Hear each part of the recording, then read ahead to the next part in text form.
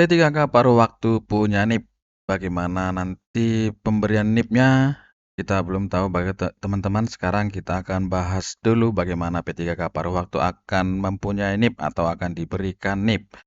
Sebelum kita lanjut, coba teman-teman yang belum subscribe, silahkan subscribe agar tidak ketinggalan akan informasi yang akan kita bagikan di channel ini.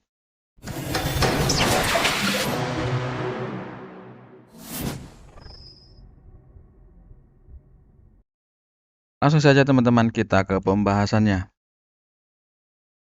Pemerintah menghadapi kritik tajam terkait seleksi P3K tahap pertama yang dinilai tidak adil oleh masyarakat. Banyak tenaga honorer merasa proses seleksi tersebut tidak mencerminkan prinsip transparansi serta mengabaikan pengabdian mereka selama bertahun-tahun.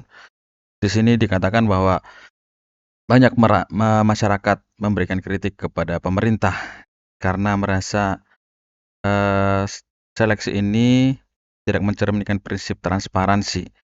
Banyak tenaga honorer termasuk pelamar prioritas menghadapi kenyataan pahit karena kuota formasi tidak tersedia, di mana di setiap daerah masih banyak tenaga honorer yang tidak mendapatkan formasi di tempat mereka bekerja. Mereka mendapatkan notifikasi melalui akun SCASN BKN yang menyatakan bahwa formasi untuk mereka tidak tersedia, di mana dalam satu formasi didaftar ataupun dilamar oleh banyak tenaga honorer yang mendapatkan peluang untuk mengikuti seleksi pada seleksi P3K tahap yang pertama yang dilaksanakan pada awal Desember kemarin. Kondisi ini berujung pada kemungkinan besar bahwa tenaga honorer tersebut akan diangkat sebagai P3K paruh waktu. Status ini membuat banyak pihak kecewa, terutama mengingat lamanya masa pengabdian mereka. Di sini teman-teman honorer yang sudah mengabdi belasan bahkan puluhan tahun sangat kecewa karena formasi yang sangat sedikit begitu dipaparkan dalam media yang berhasil kita himpun. Keputusan Menpan RB nomor 347 dan 348 tahun 2024 mengatur kriteria pelamar prioritas secara spesifik, di mana kespesifikan dari kriteria itu belum bisa memfasilitasi tenaga honorer yang mendapat kesempatan untuk ikut seleksi pada tahun 2024 kemarin. Kriteria tersebut mencakup berbagai syarat yang harus dipenuhi oleh pelamar aktif sebagai berikut. Yang pertama adalah ex-tenaga honorer kategori K2 atau TKH2. Jadi mereka ini yang prioritas 1 adalah ex-tenaga honorer kategori 2 yang diberi kode pada zaman itu adalah THK2. Nah, THK2. Yang kedua adalah non-ASN yang terdaftar dalam basis data BKN. Jadi non-ASN yang terdaftar ini pendataannya adalah pada tahun 2022.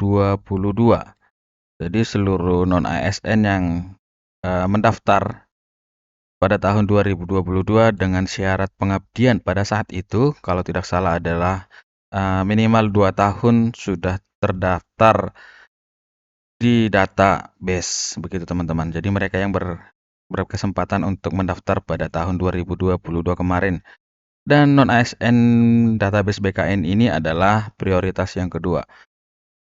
Yang ketiga adalah honorer yang telah bekerja di instansi pemerintah minimal 2 tahun. Nanti ini mereka akan dimasukkan ke dalam seleksi tahap yang kedua.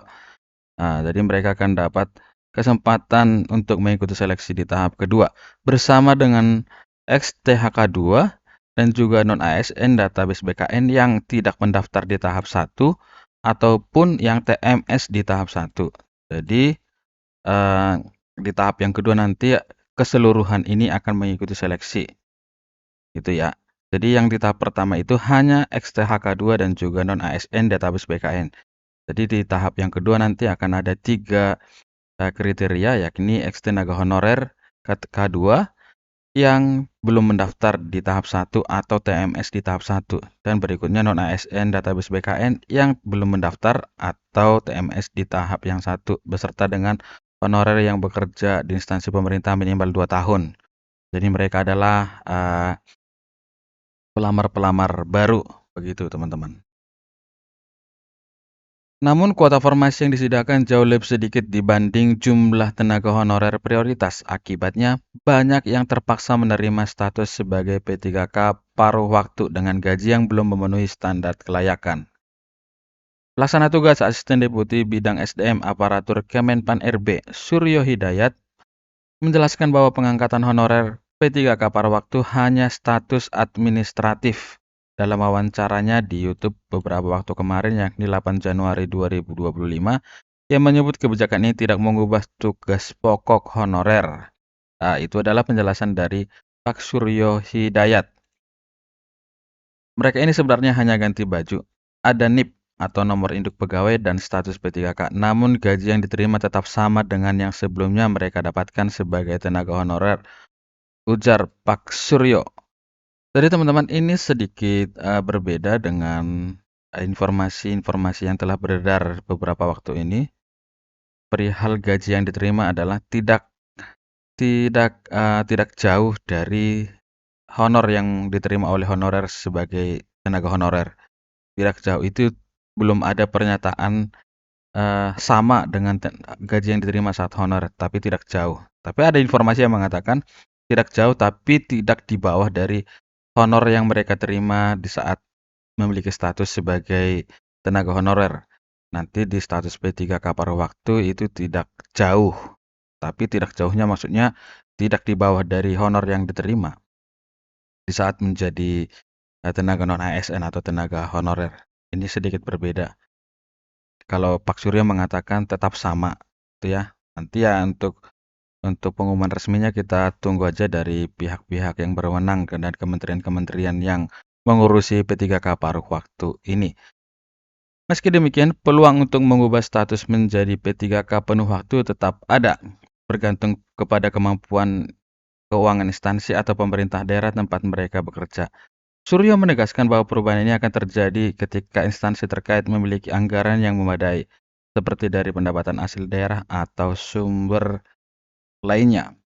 Jadi teman-teman, seperti instruksi dari Pak Tito sebagai Menteri Dalam Negeri saat beberapa waktu lalu mengadakan pertemuan bersama dengan Menpan RB dan juga Kepala BKN yang baru dilantik, Menteri Dalam Negeri menyatakan bahwa anggaran 30% untuk belanja pegawai itu memang harus 30% dari anggaran ataupun anggaran pendapatan belanja daerah. Tapi Pak Mendagri menyatakan bahwa tetap akan ada solusi-solusi. Jadi pemerintah daerah diajak oleh Menteri Dalam Negeri yakni Bapak Tito untuk mengadakan pertemuan dengan Menteri Dalam Negeri di mana kepala daerah menurut Pak Tito sebagai Menteri Dalam Negeri untuk menghubungi Kementerian Dalam Negeri bagaimana solusi untuk P3K ini perihal pembayaran gajinya.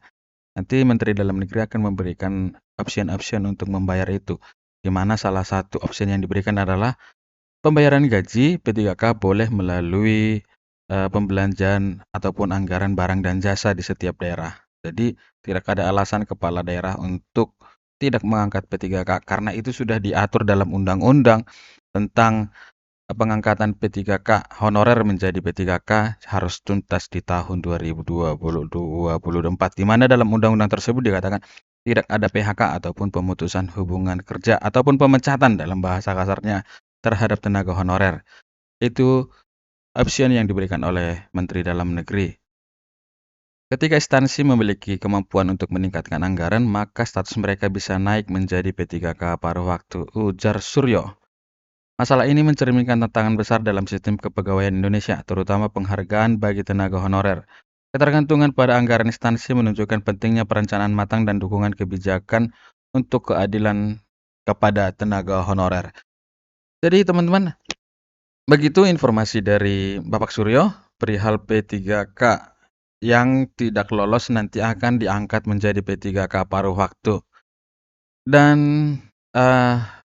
kabar ini setelah dirembuk ataupun dirapatkan bersama dengan Menteri Dalam Negeri, sedikit peluang terbuka untuk P3K yang tidak lolos ataupun mendapatkan formasi di instansi masing-masing. Jadi, dengan terlibatnya Menteri Dalam Negeri dalam pembahasan perihal P3K di waktu-waktu yang kemarin, ini sepertinya akan secepatnya diselesaikan, di mana keterlibatan Menteri Dalam Negeri ataupun Kementerian Dalam Negeri untuk pembahasan P3K ini bisa memberikan jalan keluar di tengah carut-marutnya seleksi P3K dan juga termasuk perpanjangan pendaftaran P3K tahap yang kedua itu merupakan permohonan ataupun instruksi dari Menteri Dalam Negeri yang diperpanjang sampai tanggal 15 Januari 2025 besok.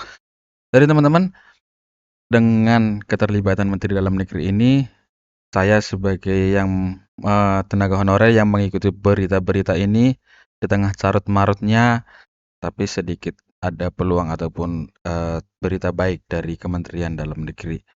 Kiranya informasi yang kita berikan ini bisa secepatnya terjadi. Artinya, yang penuh waktu, yang lolos penuh waktu ataupun yang mendapatkan kode L di saat seleksi kemarin setelah pengumuman, saat ini sudah mengikuti tahap pengisian daftar riwayat hidup. Sedangkan untuk P3K paruh waktu masih menunggu regulasinya ataupun aturan resminya dari kementerian, dari pemerintah, kapan P3K paruh waktu ini untuk mengikuti tahap selanjutnya yakni pengisian daftar riwayat hidup. Kita tunggu saja informasi resminya dari pemerintah dan harapan kita tenaga honorer yang kemarin tidak mendapatkan kode L ataupun lulus untuk secepatnya agar pemberian NIP-nya tidak berkepanjangan sampai berbulan-bulan lagi. Itu dulu teman-teman yang bisa saya sampaikan. Kiranya informasi ini bisa bermanfaat dan teman-temanku kita memiliki nasib yang sama. Dalam doa dan juga kesabaran kita, saya yakin Yang Maha Kuasa akan memberikan yang terbaik kepada kita. Sekian dulu teman-temanku, salam dari saya, terima kasih.